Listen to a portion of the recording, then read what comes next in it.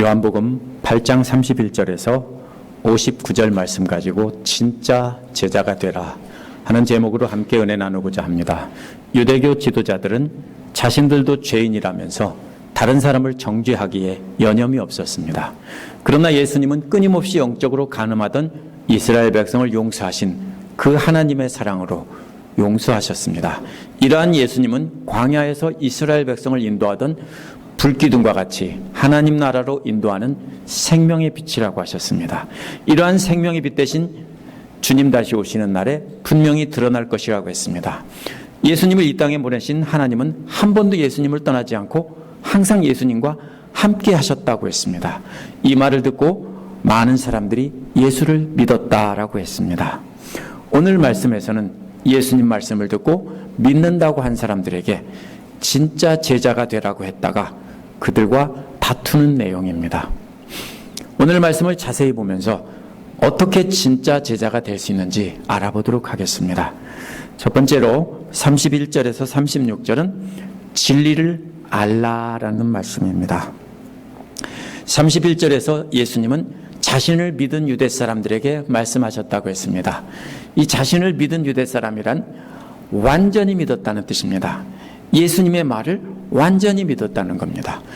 그런데 그게 누구라겠냐면 유대 사람들이라고 했는데 이 유대 사람은 계속해서 유대교 지도자들을 가리키는 말입니다. 그러면 예수님 말씀을 들은 사람 중에 유대교 지도자들 중에 많은 사람이 예수님 말씀을 듣고 완전히 믿었다는 겁니다. 그런데도 놀랍게도 예수님은 그들에게 너희가 나의 말 안에 머물러 있으면 참으로 나의 제자가 될 것이다라고 하셨습니다. 예수님 말씀을 듣고 감동을 받아서 완전히 믿었다고 했는데도 예수님은 그 말씀을 한 번 듣고 감동받는 것으로는 안 된다는 겁니다. 머물러 있으라는 말이 무슨 말이냐면요, 집을 짓고 터 잡고 살아야 된다는 뜻입니다. 예수님 말씀 안에 터를 잡고 완전히 살지 않으면은 그냥 듣고 감동을 받은 거 가지고는 진짜 제자가 될 수 없다라는 뜻입니다. 따라서 이 말씀을 듣고 감동을 받아서 믿는 것은 돌밭에 뿌려진 씨앗과 같다는 것입니다. 그때는 기뻐하지만 금방 말라서 죽게 되는 것입니다. 32절에 보면 너희는 진리를 알게 될 것이며 진리가 너희를 자유롭게 할 것이다 라고 했습니다. 듣고 감동받은 그 말씀이라면 그 말씀을 계속 되뇌이면서 그 말씀 안에서 살아야 된다는 것입니다. 그러면 진리를 알게 되고 그 깨달은 말씀으로 인해서 우리가 자유를 얻게 된다는 것입니다. 이 말을 들은 유대교 지도자들은 33절에서 뭐라고 하냐면 우리는 아브라함의 자손이라 아무에게도 종노릇 한 일이 없는데 당신은 어찌하여 우리를 자유롭게 한다고 말합니까? 라고 대꾸를 했습니다. 근데 이 말은요, 유대교 지도자들의 말은 정치적으로 노예가 된 적이 없다는 뜻이 아닙니다. 저들은 정치적으로 수도 없이 종이 됐습니다. 저들은 무슨 말이냐면요, 자신들이 여종 하갈의 자손이 아니라 하나님의 아브라함의 약속의 자손, 하나님의 약속의 자손이라는 뜻으로 말하는 것입니다. 당시 유대교 지도자들은 바벨로니아 포로에서 돌아와서 율법으로 이스라엘을 재건했던 사람들의 후손입니다. 그래서 그 자부심은 최고였습니다. 이런 저들에게 예수님 말씀을 깨달아야 종에서 해방된다고 하니 화가 난 겁니다. 왜 그러냐면 저들이 율법의 주인입니다. 바벨로니아에서 율법을 개발해가지고 그것을 다 기록해가지고 돌아와서 그것을 가르치던 사람들이에요. 근데 뭐라고요? 어서 이상한 사람이 나타나서 예수님 자기 말을 들어야 된다고 하니까 저들은 기가 막혔다는 겁니다. 그래서 예수님은 34절에서 내가 진정으로 너에게 말한다. 이 말 나올 때는 항상 최고로 강조하는 말입니다. 꼭 기억하라는 겁니다. 예수님 말의 뜻은 아브라함의 혈통을 말씀하신 것이 아니라 죄를 짓는 사람은 다 죄의 종이라는 뜻으로 말씀하신 거다라는 뜻입니다. 따라서 32절에서 예수님이 자유롭게 한다는 말은 죄에서 자유롭게 한다는 뜻입니다. 35절에 예수님은 종은 언제나 집에 머물러 있지 못하지만 아들은 언제나 머물러 있다라고 했습니다. 이것은 유대교 지도자들이 한 말을 받아서 한 겁니다. 유대교 지도자들이 앞에서 뭐라고 했냐면 바로 약속의 아들 이삭, 아브라함의 약속의 자녀, 하나님이 약속을 주신 이삭과 또 여종 하갈의 아들 이스마엘을 비교해서 우리는 종된 적이 없다라고 했기 때문에 예수님은 그 말을 받아서 그대로 그 그림을 사용해서 말씀하신 겁니다. 죄의 종인 이스마엘은 잠시는 아들 행세를 하며 아브라함의 집에서 살았습니다. 그래서 진짜 아들을 희롱하며 놀리고 때리고 괴롭히고 했던 것입니다. 진짜 아들인 줄 알았습니다. 그런데 곧 쫓겨난다는 것입니다. 오직 죄에서 자유를 얻고 약속의 아들이 된 자들만이 이삭처럼 아버지 집에 영원히 거한다는 것입니다. 지금 유대교 지도자들은 지금 자기들이 마치 하나님의 성전에서 주인인 것처럼 행세를 하지만 진짜 하나님의 성전에서는 저들은 쫓겨난다라는 뜻입니다. 그래서 36절에서 예수님은 아들이 너희를 자유롭게 하면 너희는 참으로 자유롭게 될 것이다 라고 하신 겁니다.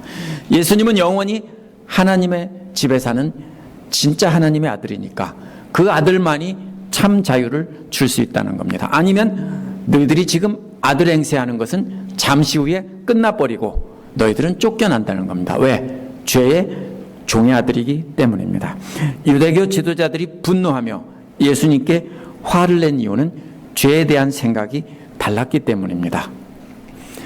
유대교 지도자들은 행동으로 드러난 것만 죄라고 생각했습니다. 그래서 자신들은 거룩한데 자신들이 데리고 온 이 여인은, 간음하다 잡힌 여인은 더러운 죄인이라고 생각한 것입니다.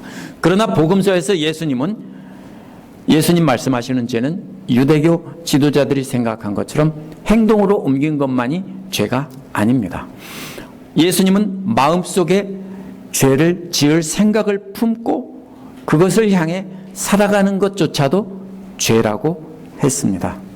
실제로 간음한 여인만이 죄인이 아니라 간음할 생각을 품고 다른 여인을 탐을 내고 있으면 그 유대교 지도자들도 다 죄인이라고 한 것입니다. 그래서 앞에서 뭐라고 했습니까? 너희 중에 죄 없는 자가 돌로 치라고 했는데 생각해 보니까 그렇게 마음속에 품었던 사람들이 다 있으니까 다 떠나갔다라는 겁니다. 이처럼 마음속에 품은 죄는 예수님 안에서 믿음으로 제거가 됩니다. 그러나 이미 행동으로 지은 죄는 없어지지 않습니다. 그것은 예수를 믿음으로 용서해 주셔야만 되는 겁니다. 그래서 용서를 받는 겁니다. 그래서 예수님은 간음한 여인의 죄를 용서해 주신 것입니다. 그리고서는 다시는 죄 짓지 말라고 한 겁니다. 예수님은 마음속에 품은 죄 때문에 거룩한 유대교 지도자들에게 죄의 노예라고 하신 겁니다.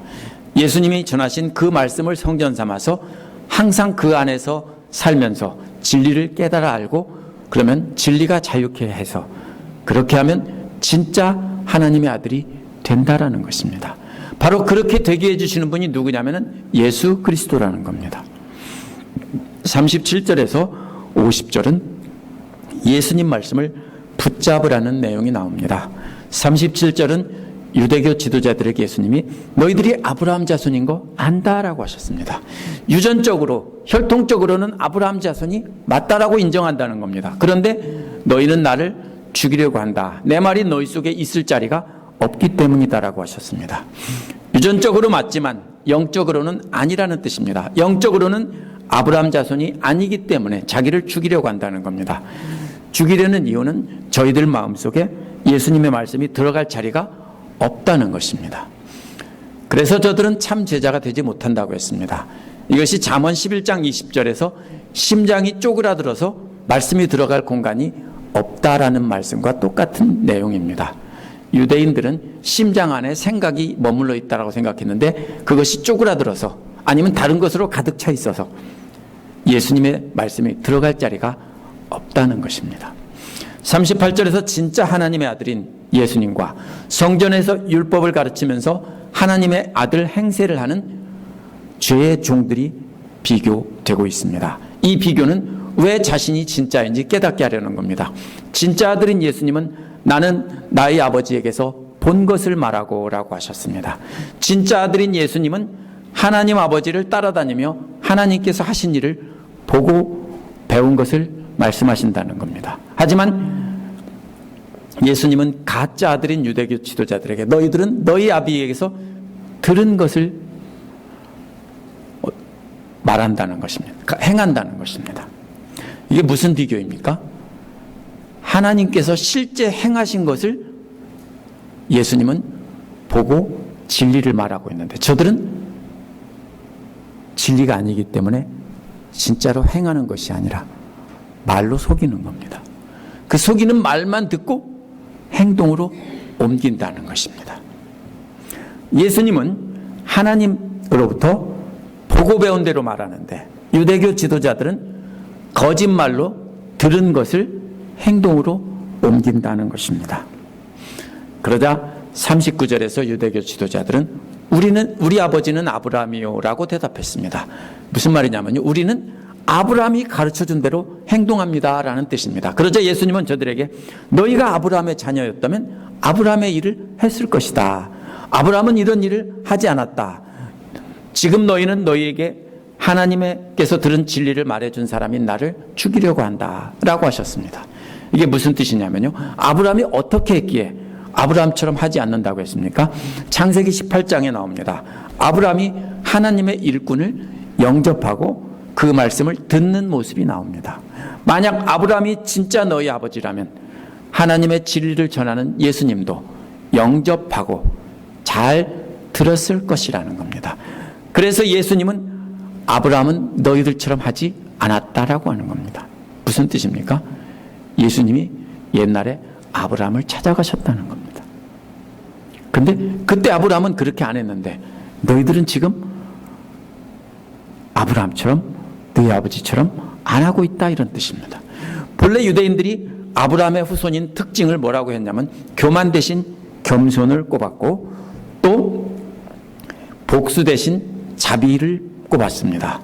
그런데 바벨론 포로에서 돌아와서 이스라엘을 재건하는 그 사람들이 누구냐면요, 원래 이스라엘 유다에서 최고 상류층들, 제사장, 율법학자, 정치 지도자들, 이런 엘리트들만 잡아갔어요. 잡아갔다 돌아올 때는 그 중에서도 누구만 돌아왔냐면요, 대부분이 남고 아주 소수의 사람들, 율법과 하나님 말씀에 최고 열심인 사람들이 돌아왔습니다. 상상이 되세요? 살기 좋은 나라에서 이미 고관으로 살고 있는데 그거 다 접어놓고 하나님 나라를 재건하겠다고 돌아온 사람들이니까 얼마나 자부심이 대단했겠습니까? 이 사람들이 뭐를 했습니까? 주변 나라와 싸우면서 성전을 재건하고 성벽을 재건하고 율법을 정비해서 가르쳐서 세웠습니다. 그렇게 해서 이어져 온 사람들의 후손입니다. 어떻게 됐겠습니까? 처음에는 하나님이 하셨다고 했는데 하고 보니까 정말로 엄청난 일을 했거든요. 자신들이 또 굉장한 사람들이거든요. 그러니까 그 땅에 원래 남아있던 원주민들을 어떻게 합니까? 개, 돼지 취급하고, 유대인들을 개, 돼지 취급하고 무시하면서 자기들만이 하나님의 사람이라고 생각했습니다. 교만이 점점 커졌습니다. 그래서 어떻게 됐습니까? 자기들이 하나님이 됐습니다. 그래서 예수님은 41절에서 너희는 너희 아비가 한 일을 하고 있다라고 하신 겁니다. 무슨 말입니까? 제가 좀 막말을 하겠습니다. 그에 비해 그 새끼들이라는 뜻입니다. 예수님이 욕을 하고 있는 겁니다, 지금. 그러자 유대교 지도자들은 예수께 말하기를 우리는 음행으로 태어나지 않았습니다. 우리에게는 하나님이신 아버지 한 분만 있다, 이렇게라고 대답했습니다. 음행이란 하나님 이외에 다른 것을 섬기는 것을 말하는 비유적인 말입니다. 자기들은 조상 때부터 하나님만 오직 섬겨왔고 그래서 아버지는 오직 하나님 한 분뿐인데 누가 아버지라고 이렇게 나쁜 짓 한다고 우리한테 욕하느냐, 이런 말입니다. 어떻게 우리에게 그렇게 심한 욕을 하느냐, 이런 말입니다. 우리 아버지는 하나님인데 당신은 하나님을 욕하는 거냐, 이런 식입니다. 이들의 말은 예수님은 하나님이 너희 아버지라면 너희가 나를 사랑했을 것이다. 그것은 내가 하나님에게서 와서 여기에 와 있기 때문이다 라고 하셨습니다. 이게 예수님의 대답입니다. 유대교 지도자들이 진짜 하나님의 아들을 사랑하지 않기 때문에 너희들이 하나님에게서 왔다는 말은 거짓말이다, 이런 말입니다. 무슨 말이냐면 이런 말입니다. 마치 삼성그룹 회장이 보낸 사람이라고 와서 지사에 와서 이야기를 하고 있는데 마침 거기에 회장의 아들이 있었습니다. 그런데 그 아들이 누군지 모른다고 말하는 사람과 똑같습니다. 그럼 뭐라고 합니까? 너 나 몰라? 나 회장 아들이야. 너 가짜야. 이렇게 말하는 거나 똑같습니다. 어떻게 아들을 몰라? 너희가 하나님으로 왔다면서 어떻게 내가 하나님의 외아들인 나를 모를 수가 있어? 이런 물입니다. 진짜라면 너희들이 절대로 나를 몰라볼 리가 없다라는 것입니다. 더구나 예수님은 내가 내 마음대로 온 것이 아니라 내 아버지께서 나를 보내셨다라고 했습니다. 여기서 내 마음대로 온 것이라 해서 온 것이라는 말은요, 신약성서에서 독생자의 강림을 말할 때만 쓰였습니다. 히브리서에 2번 나오고 여기 1번 나옵니다. 무슨 말입니까? 하나님의 아들 독생자가 하나님의 명령을 받고 공식적인 출장을 나왔다, 이런 뜻입니다. 그런데 몰라? 이런 소리예요. 43절에서 이렇게 출장 나오신 예수님께서 말하는 것을 너희는 왜 깨닫지 못하느냐라고 책망하셨습니다. 여기서 말하는 것이라는 말은 소리로 들려진 말입니다. 소리는 듣기는 들었는데 깨닫지 못한다는 것입니다. 그 이유는 너희가 내 말을 들을 수 없기 때문이다라고 했는데 이 말은 바로 하나님의 말씀을 뜻하는 말입니다. 소리는 듣는데 그 하나님의 진짜 말씀은 깨닫지 못한다는 것입니다. 목소리는 듣는데 하나님의 음성은 듣지 못한다는 겁니다. 그 이유가 44절에 나옵니다. 너희는 너희 아비인 악마에게서 났으며 라고 했습니다. 악마라는 말은요, 마귀라는 뜻입니다. 그리스어로 디아볼로스인데 중간에 끼어서 이간질하는 자라는 뜻입니다. 사탄이랍니다. 히브리어로는 사탄입니다. 너희들은 사탄의 새끼들이다, 이렇게 말했습니다. 앞에서는 그걸 감추고 너희 아비에게서 나서 아비의 일을 한다 이랬는데 여기서는 뭐라고 합니까? 딱 찍어서 말합니다. 너희들은 사탄의 새끼들이다. 그래서 너희 아비인 사탄처럼 욕망대로 하려고 한다라고 하는 겁니다. 이어서 저들의 아비인 사탄의 3가지 특징을 설명하십니다. 사탄의 첫 번째 특성은 처음부터 살인자다 했습니다. 이게 무슨 말이냐면요, 처음부터라는 말은 창세 때부터라는 말입니다. 창세 때부터 살인자다라는 말입니다. 창세기에 하와에게 죽지 않는다고 속여서 아브라함과 하와를 말로 속여서 이간질해서 죽게 만든 사람이 누구냐면 바로 이 사탄이고 마귀입니다. 두 번째 특성은 진리편에 서 있지 않다라고 했습니다. 사탄에게는 진리가 없기 때문에 진리 안에 서 있지 못하다라는 뜻입니다. 세 번째 특성은 거짓말장이며 거짓의 아비다라는 겁니다. 사탄이 거짓말할 때는 타고난 본성에 따라 그렇게 거짓말한다는 겁니다. 이 3가지를 잘 생각해 보면 누가 사탄의 자식들인지 구별할 수 있습니다. 사탄은 말로 이간질해서 아담과 하와를 죽였습니다. 오늘날도 예수를 믿는다고 하면서 말로 이간질시켜서 남에게 상처를 주고 믿음에서 떠나게 하는 사람은 사람을 죽이는 겁니다. 그게 바로 살인자입니다. 그러면 바로 마귀의 자식들입니다.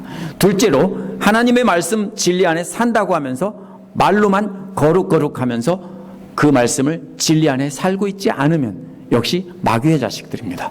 또 거짓말로 자신을 그럴듯하게 포장하고 남을 속인다면 역시 마귀의 자식들입니다. 예수님이 이 3가지를 말씀하신 것은 너희들 마귀의 자식들이야 이렇게 대놓고 얘기하면서 왜 너희들이 마귀의 자식인지 예수님 앞에서 논쟁하고 있는 사람들에게 하신 말씀입니다. 유대교 지도자들이 너희 아비하고 똑같이 하고 있기 때문에 너희들은 틀림없이 마귀의 자식들이다 이렇게 말한 겁니다. 성경에 나와 있지 않지만 예수님께서 이런 지독한 욕을 하셨을 때 유대교 지도자들은 화가 나서 소리쳤을 겁니다. 그랬겠죠. 욕을 계속하다가 서로 욕을 주고받는데 마지막에 이렇게 엄청난 욕을 쏟아부었습니다. 최고 거룩한 제사장들, 율법학자들, 바리새파들 이런 사람들에게 이렇게 마귀 자식들이라고 쏟아부은 겁니다. 그래서 예수님께서는 그런데 내가 진리를 말하기 때문에 너희는 나를 믿지 않는다 라고 하셨습니다. 무슨 말입니까? 마귀 새끼들 아니라고? 그런데 왜 내가 진리를 말하는데 너희는 안 믿어? 이런 말입니다. 봐, 내가 진리를 말하는데 하나님한테 명령받고 출장 나와서 공식적인 임무로 진리를 말하고 있는데 내 말을 안 믿잖아. 너들 마귀 새끼 맞아, 이러는 겁니다. 그래서 예수님은 47절에서 참제자와 거짓 제자의 구별법을 말씀하십니다. 참제자는 하나님에게서 난 사람은 하나님의 말씀을 듣는다라고 했고, 반대로 예수님과 논쟁하고 있던 유대교 지도자들은 듣지 않기 때문에 하나님에게서 난 자들이 아니라는 것입니다. 따라서 참제자와 거짓 제자의 차이는 하나님의 말씀을 듣는가 듣지 않는가입니다. 하나님의 말씀을 듣고 싶어 하고 들으면서 기뻐하고 그 말씀을 꼭 붙잡고 놓치지 않는 사람이, 그게 바로 참제자입니다. 그러나 거짓 제자는 하나님의 말씀을 듣는데 별 관심이 없고 듣고 기뻐하거나 배우려고 하지 않습니다. 단지 뭐만 즐깁니까? 지적인 유희만 즐깁니다. 아, 이거 재밌다, 감동받았다, 이렇게 하고 그냥 끝난다라는 것입니다. 그리고 믿는다라고 착각한다는 것입니다. 저들도 기뻐했어요. 근데 그렇게 하고 끝난다라는 겁니다. 진짜와 가짜의 구별법은 하나님의 말씀을 듣고 그것을 간직하고 있느냐, 아니면 그냥 홀라당 듣고 까먹느냐, 그 차이라는 겁니다. 이렇게 욕을 먹던 유대교 지도자들은 더 이상 참지 못하고 48절에서 예수님에게 최고의 욕을 퍼부었습니다. 그 욕이 뭡니까? 사마리아 사람이라고도 하고 당신 귀신 들렸다라고도 하는데 그 말이 맞지 않소? 말입니다. 유대인들이 가장 경멸하는 것이, 이방인보다 더 경멸하던 것이 사마리아 사람들입니다. 이스라엘 땅에 남아있어서 원주민으로 살면서 이방인들과 섞여 살던 그 하층민들을 사마리아 사람이라고 부르면서 상종도 안 했습니다. 이 사마리아인들에게 가르치고 사마리아인들이 예수님을 영접했다는 소문을 들었을 겁니다. 앞에 나오잖아요. 그러니까 그것을 듣고 빈정거림 말일 것입니다. 당신 사마리아 사람이라면서? 또 귀신 들렸다는 말은 귀신의 능력을 힘입어서 마술을 부리는 마술사라는 겁니다. 왜? 기적을 행하는 것을 부정할 수가 없으니까 당신 그 기적 행하는 것이 귀신 들려가지고 귀신의 힘을 이용해서 그렇게 귀신의 장난으로 사람들을 속인다면서, 이런 말입니다. 예수님의 행하신 기적들을 귀신의 장난으로 평가하는 것은 누구를 욕하는 거냐면 보내신 하나님을 귀신으로 욕하는 겁니다. 이제 양쪽이 욕을 할 만큼 최고의 욕을 다 주고받았습니다. 이러한 욕에 대해서 예수님은 사마리안이라는 욕은 그냥 무시했어요. 갈릴리 나사렛 출신이라는 말도 욕이거든요. 그런데 그런 말들도 다 예수님은 무시했어요. 왜? 그거는 별 상관이 없어요. 우리도 역시 우리 자신에 대한 욕은 무시해도 괜찮아요. 못생긴 것이, 공부도 못한 것이, 뭐 돈도 없는 것이, 이런 욕하면 that's okay, 상관없어요. 그런데 귀신 들렸다는 말은 그런 문제가 아니에요. 왜? 하나님을 욕하는 거니까 분명히 짚고 넘어가신 거예요. 그래서 사마리아인이라는 말은 대꾸를 안 하시고 귀신 들렸다는 말만 가지고 짚고 넘어가신 겁니다. 그래서 49절에서 나는 귀신 들린 것이 아니라 나의 아버지를 공경한다. 그런데 너희가 나를 모욕하고 욕해? 이런 말입니다. 이 세상에 출장 나오신 예수님은 하나님의 뜻에 따라 하나님 원하는 일을 그대로 하기 때문에 하나님을 공경한다고 한 겁니다. 누가 공경하는 겁니까? 아버지를 공경하는 사람이 누굽니까? 아버지가 하시는 말씀을 그대로 잘 따라서 하는 사람이 공경하는 겁니다. 그런데 저들은 예수님을 공경하지 않는다는 겁니다. 5장 25절에서 아들을 공경하지 않는 사람은 그 아버지도 공경하지 않는 자들이라고 했습니다. 그래서 50절에는 예수님이 귀신의 힘을 빌려서 기적을 행하던 마술사들과는 다르다는 뜻으로 나는 내 영광을 구하지 않는다라고 한 겁니다. 마술사들은 자기 영광을 위해 기적을 행했지만 예수님은 자기 영광을 위해 기적을 행하지 않았다는 겁니다. 오직 하나님을 공경하는 일만 했다는 겁니다. 그러면 예수님의 영광은 하나님께서 구해주신다는 겁니다. 우리도 마찬가지입니다. 우리가 우리의 영광을 위해서 일하면 우리도 잘못된 겁니다. 하나님의 영광을 위해서면 우리는 짓밟혀도 하나님께서 우리를 어떻게 합니까? 영광되게 만들어주신다는 뜻입니다. 대적들이 예수님을 귀신 들렸다고 고소하고 있지만 그보다 훨씬 더 큰 소송이 진행되고 있다는 겁니다. 여기서 바로 예수님이 하나님께서 영광을 구해주신다라는 말은 재판할 때 하는 말인데 소송이 진행 중이라는 것입니다. 근데 그 소송은 예수님이 옳다, 진짜 아들이다라는 것을 증명하는 것입니다. 그래서 하나님이 옳다라고 하면서 자신을 높여주신다라는 뜻입니다. 그렇게 51절에서 내가 진정으로 너희에게 말한다라고 특별히 강조하셨습니다. 그 소송을 어떻게 대비해야 하는지 말씀하신 겁니다. 그 소송을 어떻게 대비합니까? 나의 말을 듣고 지키는 사람은 영원히 죽음을 겪지 않을 것이다 라고 했습니다. 말을 지킨다는 말은요, 꼭 잡는다는 말입니다. 꼭 잡고 놓치지 않는다는 말입니다. 잘 들은 다음에 잊지 않으려고 계속 반복해서 중얼거리는 것을 말합니다. 이 잠언에서 계속 나오는 말, 시편에서 계속 나오는 말들이 이겁니다. 그 사람들은 성경이 없었기 때문에 하나님 말씀을 들으면 잊지 않으려고 조금 있다 또 생각하고 또 생각하고 또 생각해서 계속 반복해서 있는 거, 그게 붙잡는 겁니다. 제가 오래된 그 미국 복음성 가나를 요즘에 수요일날 부르다가 그걸 영어로 한번 불러보려고 외우고 있는데요. 가사가 잘 안 외워져요. 어제 저녁부터 외우고 있는데요. 1절은 다 외웠습니다, 이제. 근데 어떻게 다 외웁니까? 자다가도 또 생각해보고, 이거 뭐지? 생각 안 나면 또 쳐다보고, 또 들어보고, 생각해보고, 이렇게 하면서 소리를 내보고, 불러보니까 외우는 겁니다. 붙잡는다는 말은 그런 뜻입니다. 말씀을 들어서, 좋다라고 하고, 진짜 좋으면 잃어버려요? 한번 예를 들어보겠습니다. 만약에 정말로 좋은 거, 다이아 2캐럿짜리나 5캐럿짜리를 누가 주었는데 좋다고 조금 있다가 버려요? 그런 거 없어요. 그럼 뭐예요? 그 가치를 모른다는 거예요. 고마워라고 좋은 척하지만 집에 가서 그냥 쓰레기통에다 버린다고요. 그렇게 귀한 말씀을 깨닫고 들어서 좋은데 금방 잃어버려요? 말이 안 돼요. 그래서 붙잡는 사람은, 말씀을 꼭 붙잡고 계속 반복해서 놓치지 않는 사람은 영원히 죽음을 겪지 않는다 라는 것입니다. 여기서 죽음을 보지 않는다라고 했는데 이것은 영적인 죽음을 말하는 히브리적인 표현입니다. 그래서 52절에서 59절에 보면 예수님을 영화롭게 하라는 말씀을 하고 있습니다.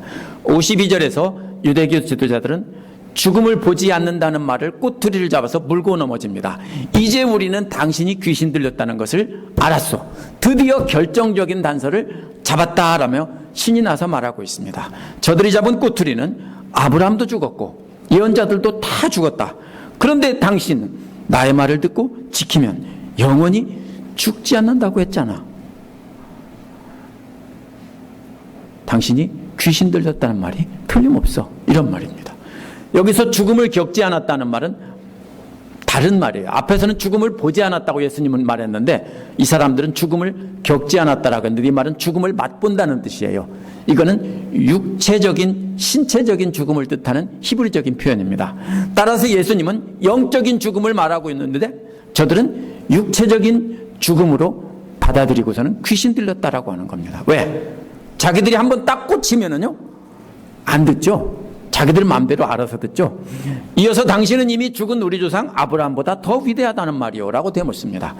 4장 12절에서 사마리아 여인이 예수님께 당신이 야곱보다 크냐 하는 말과 똑같은 구조입니다. 아브라함만 들어가 있는 것뿐입니다. 그렇게 저들이 멸시하던 사마리아 여인은 처음에는 믿지 않았는데 나중에는 예수님 말씀을 듣고 믿었습니다. 그런데 최고로 경건하다고 하는 유대교 지도자들은 믿지 않고 있다는 것을 스스로 드러내고 있습니다. 그래서 그들은 그 위대한 아브라함도 죽었고 예언자들도 다 죽었다. 그래서 믿지 못하기 때문에 당신은 스스로 누구라고 생각하오? 그냥 점잖게 물어본 게 아니라 그것은 정말로 한심하다는 듯이 조롱하는 투로, 멸시하는 투로 물어본 겁니다. 이에 대해 예수님은 54절에서 내가 나를 영광되게 하면 나의 영광은 헛된 것이다 라고 했습니다. 마술사처럼 자기를 높이려고 한다면 그 영광은 아무것도 아니라는 겁니다. 그러면 예수님은 누구를 영광되게 합니까? 아니, 누가 예수님을 영광되게 합니까? 예수님은 하나님만 영광되게 한다면 나를 영광되게 하시는 분은 아버지시다라고 했습니다. 바로 너희가 우리 하나님이라고 부르는 그분이 바로 나를 영광되게 하신다. 나는 내가 영광되게 하는 게 아니다. 55절에 유대교 지도자들이 그것을 모르기에 너희는 그분을 알지 못하지만 이라고 한 겁니다. 최고로 잘 알고 있던 사람들에게, 잘한다는 사람에게 저들에게 과거에도 몰랐고 지금도 완전히 모르고 있다라고 욕하고 계신 겁니다. 그런데 나는 그분을 안다. 니들은 전혀 모르지만 예수님은 하나님을 완전히 안다. 이렇게 말씀하고 있습니다. 이어서 내가 그분을 알지 못한다라고 말하면 나도 너희처럼 거짓말쟁이가 될 것이다 라고 하셨습니다. 그러나 예수님은 저들과는 달리 하나님을 안다는 겁니다. 또 그분의 말씀을 지킨다고 했습니다. 이 지킨다는 말도 역시 꽉 잡는다는 말입니다. 51절 52절에 두 번 나온 말씀을 듣고 꽉 붙잡고 계신다는 것입니다. 하나님께서 명령하신, 출장 나올 때 이거 해야 돼라고 하신 그 말씀을 꽉 쥐고 놓지 않으면서 계속 그대로 하고 계신다는 겁니다. 56절에서 유대교 지도자들은 그토록 자랑하는 아브라함을 가지고 자신을 증언하십니다. 너희 조상 아브라함은 나의 날을 보리라고 기대하고 즐거워하였고 마침내 보고 기뻐하였다. 이게 무슨 소리입니까? 메시아 시대가 올 것을 기대하며 즐거워했다는 겁니다. 또 마침내 보고 기뻐했다는 것은 하나님께서 메시아 왕국에 대한 비전을 보여주셨다는 얘기입니다. 환상이나 이런 것으로 보여주셨기 때문에 아브라함도 예수님의 날을 보고 기뻐했다라는 뜻입니다. 기대를 했고 기대하자 하나님께서 환상을 보여주셔서 그거를 보여주셨다는 겁니다. 그래서 아브라함도 예수님이 오실 것을 기대하고 있었다라고 증언하고 있는 겁니다. 너희들 아버지가 바로. 그러자 유대교 지도자들은 57절에서 당신은 나이가 50도 안 됐는데 아브라함을 보았단 말이요? 라고 조롱했습니다. 예수님은 또다시 내가 진정으로 너희에게 말한다 라고 강조하시며 대답했습니다. 예수님의 대답은 내가 아브라함이 태어나기 전부터 내가 있다라고 했습니다. 이게 왜 심각한 문제냐면요, 내가 있다라는 말은 I am who I am 이런 말입니다. 에고 에임이라는 말인데요, 나는 스스로 있는 자니라. 그래서 아브라함에 있기 전부터 있던 나는 바로 스스로 있는 자. 이것은 유대인들이 하나님을 부르던 별명입니다. 그렇기 때문에 예수님은 나는 아브라함이 태어나기 전부터 존재했던 그 하나님이다라고 이제 논쟁의 종지부를 찍으신 겁니다. 59절에서 보면 그래서라는 말로 이어집니다. 영어로 therefore에 해당되는 말입니다. 예수님이 스스로 자신을 창세전부터 존재하던 하나님이라고 하죠. 저들은 돌을 들어서 치려고 한 겁니다. 그 이후에는 어떤 경우로도 돌을 들어 치려고 할 수 없습니다. 왜? 하나님을 모독하고 스스로 하나님 행세할 때 돌을 들어 즉시 칠 수 있습니다. 그러자 예수님은 몸을 피해 성전 밖으로 나가셨다고 했습니다. 몸을 피한다는 말은요, 이것은 몸을 숨겼다라는 말입니다. 안 보이게 몸을 감췄다라는 뜻입니다. 수많은 사람이 있습니다. 한번 생각해 보세요.